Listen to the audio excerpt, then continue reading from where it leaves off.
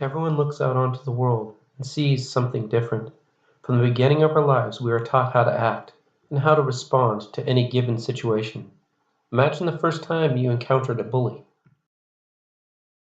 All those thoughts that race through your head when confronted with the sheer injustice of being treated like an enemy for such trivial reasons. In that moment of fear, anger, frustration, doubt, and the raw physical power of your sympathetic nervous system's response to danger, you realize you must choose to run, fight, or freeze and take the abuse.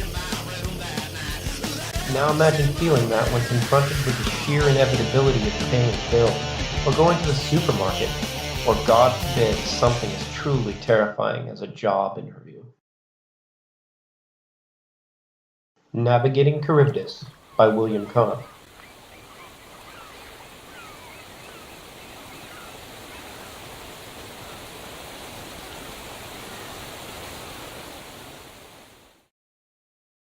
This is one way that anxiety manifests itself. There are many others, and everyone's experience with it is different.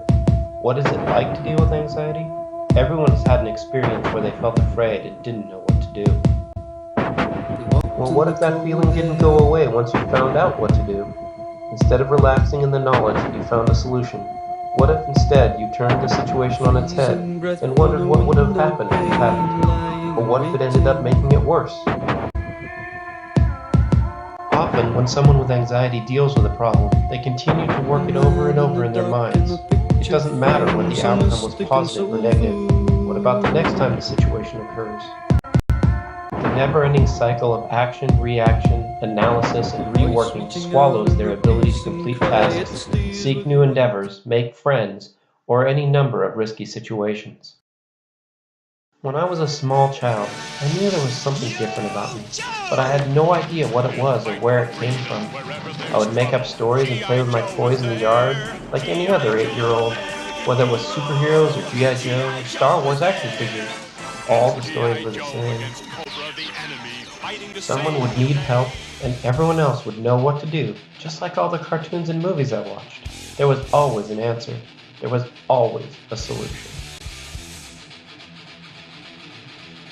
When I got older, I realized life wasn't as simple as that. And not only was there not always a solution, but the problems didn't even always make sense. I was alone even when I was hanging out with my friends, but I never knew why. The first time I fell in love was when I was 23 years old.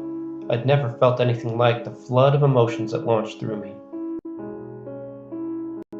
My entire demeanor changed, and I dove headfirst into the idea of experiencing all the emotions I had carefully filed away like so many recipes. I wrote poetry, created art, and lived as one who was touched by an angel for 2 weeks. Then it all came crashing down. As amazing as this feeling was, it also brought back all the fear, all the doubt, all the worries of who I am and how people see me. When it ceased to be a possibility, all I was left with were those nagging demons eating away at what was left of my psyche. It took me a long time to find my way back out of the cycle of depression and exhilaration that dating represented. It was like the instructions on a bottle of shampoo: wash, rinse, repeat, and I washed my hair a lot those days. Anxiety comes from the mind's inability to let go of a situation. Why did I say that? I should have said this other thing. Or maybe they wouldn't have said what they said. And then what would I have said to that? These are the questions that go through the head of someone with anxiety. Lying in bed with your entire day laid out in front of you like the world's hardest puzzle, and trying to fit it into a shape that will allow you to finally sleep. That is what we have to look forward to. When most people are counting sheep, we count our mistakes. Want to hear the best part of the whole thing? What glorious benefit do we get from all that work falling asleep? Waking up more tired than we went to bed. That's the toxic cycle of general anxiety disorder. I eventually found someone who helped me decide on an actual goal to focus on, and we drove 700 miles together to go to school. I met dozens of new people and found that I could be the clown, still pursuing writing and art, while getting to know new friends and creating a whole new family. There was always something negative inside me, but I drowned it in the cacophony of social life and the excitement of travel. Those 4 years went by fast, and somehow I was happy, even though I had always felt this unnamed dread lurking behind the facade. When that chapter of my life ended, it seemed like I left the demons behind as well, and for a while I felt like I was truly happy for once.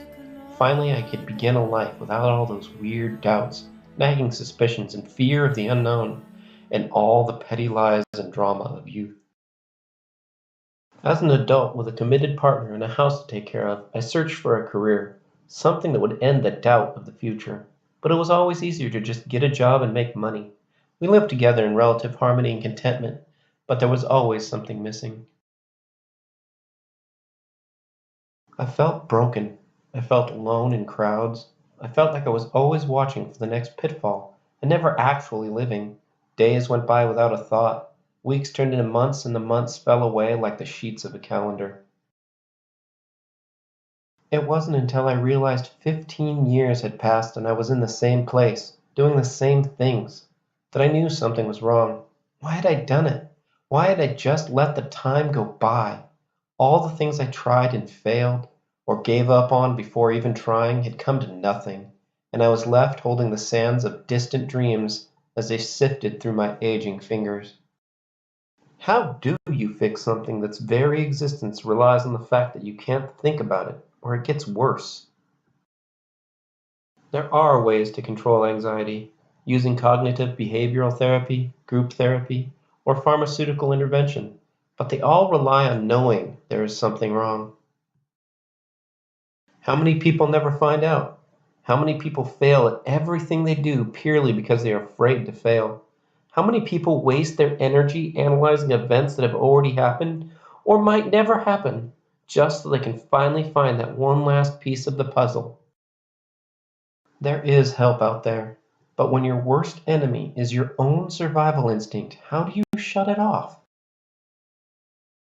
I had a health scare and ended up in the emergency room with what ended up being a case of severe heartburn brought on by fear and anxiety. I knew I needed to make a change. I also found out that for the first 41 years of my life, I had never known I had a disease. I had never known there was a name for what was wrong with me, and I certainly didn't know how to get help. I still haven't found a way to deal with all the latest ways I have found to terrify myself. When my son was born, I entered a new world of trepidation and worry. The idea that not only was I responsible for someone else's life, but that he would become so important to me that even his slightest illness made me doubt my ability to survive a tragedy. I didn't sleep for the first 6 months of his life, and not because he woke up every 3 hours, but for the fear that he wouldn't wake up at all. When he turned 1, and the constant worry of SIDS was gone, I just started worrying about something else. Is he eating enough? Is he growing enough? Why isn't he walking yet? Will I do this right? Or will I mess him up some way that can't be repaired? What if I drop him? Or he gets hurt? Or this? Or that? Or the other?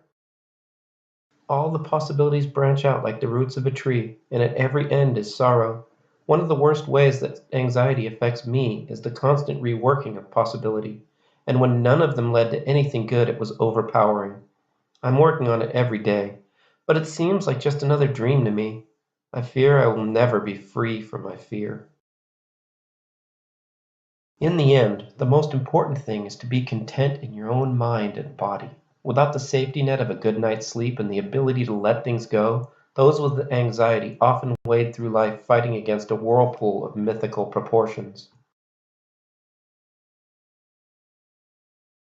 Navigating the treacherous straits of the Charybdis without oars, sails, or an engine is the fate of those who live with anxiety without knowing what it is, how it works, or when to get help. If this story helps one person find the solace they need to live in peace, then my work will have been successful.